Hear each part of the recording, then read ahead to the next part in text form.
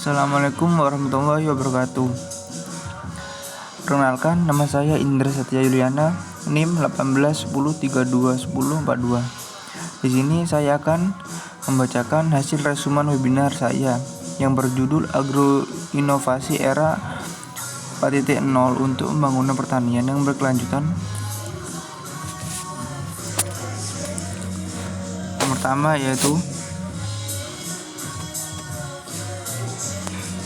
perubahan yang dilakukan untuk mencapai negara berkedaulatan pangan. A. Karakter building, yaitu membangun karakter petani menjadi petani profesional. B. Ekonomi building, yaitu membangun potensi desa menjadi pusat ekonomi, diantaranya dibentuk ekonomi kreatif. C. Education building, yaitu membangun dan mencerdaskan petani dalam hal usaha taninya. D. Teknologi building, yaitu menerapkan teknologi yang tepat guna, murah dan mudah operasionalnya. Untuk mensukseskan program kedaulatan pangan, pemerintah penting sekali melakukan program berikut ini, yaitu A. Program perbaikan penyuburan tanah dengan manajemen yang baik. B. Optimalisasi gen lokal. C. Pemanfaatan lahan tidur yang sudah dikuasai oknum maupun yang belum.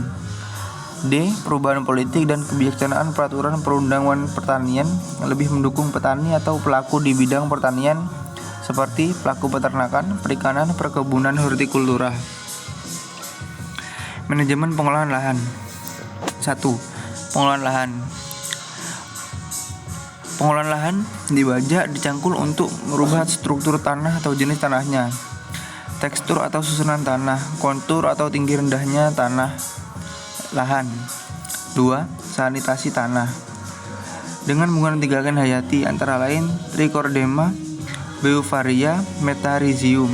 Agen hayati adalah sesuatu bahan yang bersifat sebagai insektisida, bakterisida, dan virusida, serta fungisida dan nematode.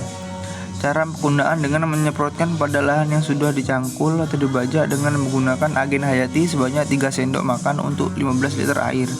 Setelah disiram, biarkan selama 3 hari. 3. Yaitu penanaman bakteri. Dengan menyebarkan pupuk kandang fermentasi akan bertindak menambah bakteri tanah, mencuci tanah sehingga bekas urea akan diproses. Untuk membuat pupuk organik harus melihat jenis dan jumlah bakteri dalam fermentator tersebut atau bahan fermentasi. 4. Yaitu drainase dan irigasi yang baik. Air yang cukup dapat membantu dalam menutrisi tanaman. Tanaman perlu air yang cukup untuk tumbuh dengan baik. Selanjutnya, manajemen penanaman. Penunasan, yaitu cara untuk merangsang pertumbuhan tunas secara cepat dengan tujuan agar dalam pembibitan dapat tumbuh dengan seragam. Pembibitan dilakukan untuk mempercepat pertumbuhan agar tumbuh seragam dan mempermudah pengontrolan hama penyakit sehingga tanaman produksi meningkat dan sehat. Penanaman di lahan. Lahan dibuat bedeng atau lubang, kemudian berikan pupuk kandang fermentasi. Untuk lubang sebanyak 2 kg per lubang. Siram dengan pandawa pertumbuhan dengan kadar 10 tutup per 15 liter dan NPK 25 sebanyak 10 sendok makan dan agen hayati masing-masing 2 sendok makan. Siramkan dan biarkan selama 3 hari. Setelah 3 hari baru bisa ditanami. 2 hari sebelum ditanam potong daun jatinya agar tidak menghambat pertumbuhan. NPK 25 dan 16. NPK 25 merupakan pupuk campuran anorganik yang berfungsi sebagai pembantu pertumbuhan tanaman. Selanjutnya yaitu optimalisasi gen lokal menuju kemandirian pangan. 1. Kerusakan tingkat kesuburan tanah akibat revolusi hijau dan pencemaran air dari limbah-limbah pabrik yang tidak diolah dengan baik. 2. Berkurangnya lahan pertanian akibat pertambahan penduduk sehingga lahan produktif dijadikan pemukiman.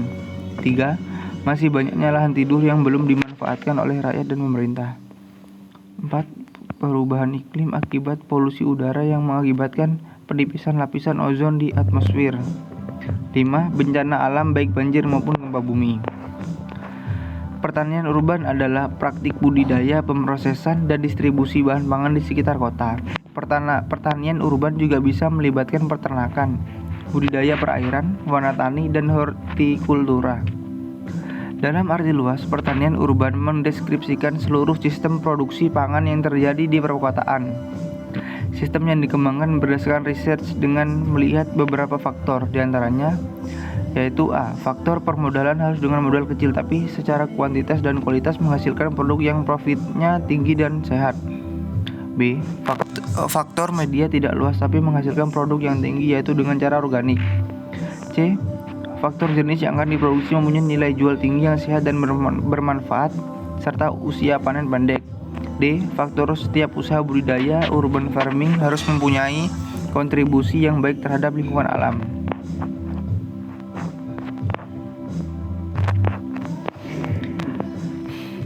Resuman yang kedua yaitu resum dari pemateri Dr. Insinyur Muhammad Hasmi yang berjudul Smart Farming Precision Agriculture.